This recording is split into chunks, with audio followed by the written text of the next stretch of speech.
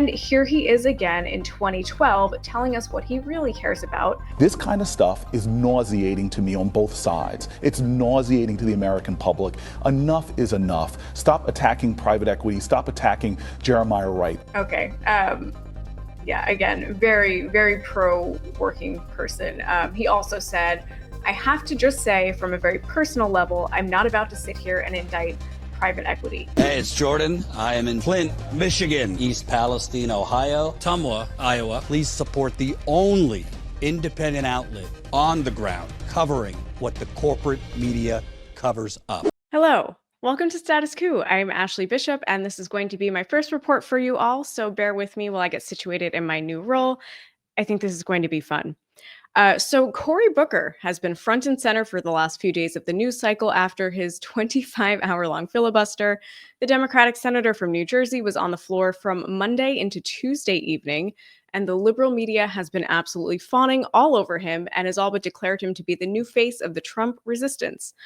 And although this was a sort of athletic feat, he is not the working class fighter the media would have you think that he is. And today we are going to go through a bit of a history of what Cory Booker actually fights for, and not surprisingly, it's not us. So Cory Booker took to Twitter beforehand and had this to say. I've been hearing from people all over my state and indeed all over the nation calling upon folks in Congress to do more, to do things that recognize the urgency, the crisis of the moment. And so we all have a responsibility, I believe, to do something different, to cause, as John Lewis said, good trouble, and that includes me. Okay. I don't disagree with most of what he said there. I'm all for causing some good trouble, and to give him some credit, he did cause some good trouble, as he was hoping to do. His speech on the floor set a new record for the longest continuous speech on the Senate floor. The last record was set 68 years ago in 1957 by Democratic Senator Strom Thurmond, who was filibustering the advance of the Civil Rights Act. So Democrats proving that they are always on the right side of history. But this time, Booker was more or less on the right side of history. So let's watch some of the highlights from his actual speech. They're writing me letters with words like fear and terror.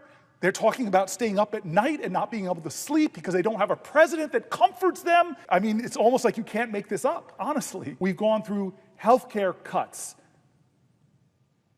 We've gone through Social Security being attacked and undermined and slashed. If you're revoking somebody's visa, make a phone call, tell them that you have 30 days to leave. But there should be due process. You should have to prove your claims in court. If this person is somehow allying with some kind of enemy, prove it. You don't need more tax cuts. And we as a society have an obligation to each other, to those farmers. As you might have expected, the bulk of this tome of a speech hit back against Trump's wholesale dismantling of the social safety net, cuts to Social Security, Medicare and Medicaid, public education, the housing crisis, billionaire Elon Musk's role, and the full implementation of fascism. So all good things that most of us would not disagree with. While he wasn't filibustering in protest of any specific legislation, he should be commended for doing something, anything to stand up for working people, while the rest of the Democrats remain committed to rolling over and playing dead. I have never spoken in a public forum for 25 hours continuously. I imagine that to be absolute fucking torture. So I, again, commend him for having done that. And this is not the first time that Booker has made a grand gesture of this sort.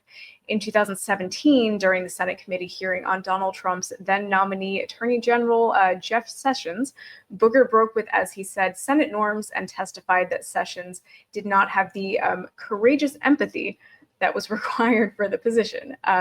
This break from customs did make headlines and bought him some goodwill from the public, which he immediately squandered hours later. That same night, Booker and a majority of Republicans and 13 Democrats voted down legislation led by Bernie Sanders that would have allowed Americans to import low-cost pharmaceuticals from Canada. His excuse for this was that Canadian pharmaceuticals might not meet the stringent standards that we have here in the US. So apparently Booker had safety concerns. That sounds maybe kind of reasonable, I guess, until you see that the pharmaceutical industry, led by Pharmaceutical Research and Manufacturers of America, also apparently shared this really grave concern. And the organization has stated, foreign governments will not ensure that prescription drugs entering the US from abroad are safe and effective. So why the similarities in messaging? Though I'm sure you guys can all guess already what the answer is going to be. According to The Intercept, as of 2017, Booker had received more pharmaceutical manufacturing cash over the 6 years before that than any other Democratic senator, totaling roughly $267,000. According to the nonprofit MapLight, the only senators who received more lobbying cash from the industry were Orrin Hatch and Mitch McConnell, which is just mind-blowing and ridiculous. To be fair to Booker, he received so much criticism after this vote that he decided to put a pause on accepting contributions from pharmaceutical companies, saying that it arouses so much criticism. Yes, of course it does. Receiving funding from industries that work against working people's actual material interest is going to arouse a lot of criticism, because these are things that, again, affect people's material lives. Booker, though, has a long history of doing exactly this and working against the needs of working people while saying that he's doing the exact opposite. As Eric Blanc reported for Jacobin in 2019, Booker has long supported corporate-funded education reform, a movement that hurts public schools while making billionaires all the richer. In 2010, he teamed up with Republican Governor Chris Christie and Facebook's Mark Zuckerberg, which is just an incredibly weird pairing, to turn Newark into the charter school capital of the nation. With $100 million in private money, they expanded charter schools, weakened teachers' unions, and shut down public schools instead of investing in them, which all sounds very pro-labor and pro-working person. Most of the money went toward, as you might imagine, expensive consultants, and in the end, education in Newark didn't get any better. Public schools simply lost out on funding. Even as public opinion has turned against charter schools, Booker has remained loyal to his donors. Hedge funds and pro-charter PACs finance his Senate run, and in Congress, he supported school vouchers while serving on the advisory board of Democrats for Education Reform, a group that fights teacher strikes. So again, super pro-labor guy over here. While LA teachers went on strike to stop billionaire-backed charter expansion, Booker was giving a speech at a pro-charter rally in New Orleans. So here again, Booker's actions show his true allegiance, and it's not to the public schools that working families rely on. And here he is again in 2012, telling us what he really cares about when he came to the defense of private equity during Obama's re-election campaign. This kind of stuff is nauseating to me on both sides. It's nauseating to the American public. Enough is enough. Stop attacking private equity. Stop attacking Jeremiah Wright. Okay. Yeah, again, very, very pro-working person. He also said, I have to just say, from a very personal level, I'm not about to sit here and indict private equity. To me, it's just that we're getting to a ridiculous point in America, especially that I know I live in a state where pension funds and other people invest in companies like Bain Capital. If you look at the totality of Bain Capital's record, they've done a lot to support businesses, to grow businesses. Again, trying to rope labor into this defense of private equity is insane in my mind, but that's what he did. And this was after Obama's campaign released an ad accusing Mitt Romney's Bain Capital of basically bleeding dry GST Steel, which was a Missouri company, before ultimately forcing it into bankruptcy. Throughout that process, GST Steel closed in 2001, and 700 people were out of work. So instead of standing up for this 700 people who lost their jobs, Booker ran to the defense of private equity, a main force behind the rot that has now infected this entire country. On CNN this morning, Booker stated that the bottom 50% of the country hasn't advanced in 20 years. And apparently he is part of that 50% that has not advanced. But I'm not sure that that's right. Not only were his parents wealthy executives at IBM, Booker has a net worth between $3 and $5 million on a salary of $174,000. So how that's possible, I don't know. I have to assume he's getting his money from elsewhere. And that elsewhere, as you've probably already guessed, is donors, because of course it is. In These Times wrote a great breakdown of Booker's donors, and in this piece, they write, despite rejecting corporate PAC money in February 2018, he still received large amounts of contributions that year from individuals working in industries and lobbying firms whose interests run counter to many progressives' most cherished policy goals. Among his current top contributors were individuals from major Wall Street firms such as Goldman Sachs, Morgan Stanley, Prudential Financial, and private equity firm Apollo Global Management. Other donors include corporate law firm Paul Weiss, which was recently in the news for folding to Trump's demands and offering millions in pro bono work.